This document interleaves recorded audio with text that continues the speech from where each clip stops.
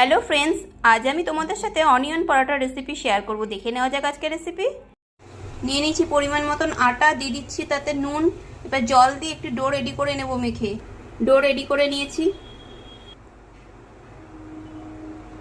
নিয়ে নিয়েছি পেঁয়াজ কুচি, ধনেপাতা কুচি, কাঁচা লঙ্কা দিয়ে দিলাম, স্বাদ মতন নুন দিয়ে দিলাম, কিছুটা চাট মশলা দিয়ে দিচ্ছি, জিরে গুঁড়ো, লঙ্কার গুঁড়ো। এবার এগুলোকে এই পেঁয়াজ, কাঁচা লঙ্কা, ধনেপাতার সাথে ভালো করে একটু মিশিয়ে নেব।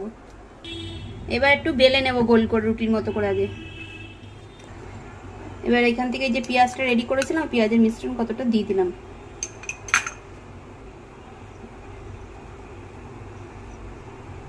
এবার এটাকে আবার একটু বেলে নেব। বেলে নিলাম। এদিকে তাওয়া বসিয়ে দিয়েছি। তাওয়া গরম হলেই এবার রিফাইন দিয়ে ভেজে নিলেই তৈরি হয়ে যাবে।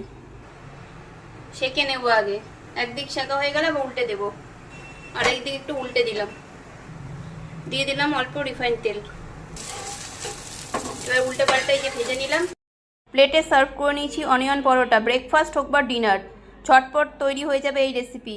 আচার কিংবা টমেটোর কেচাপের সাথেই খাওয়া যাবে। খেতেও দারুণ টেস্টি।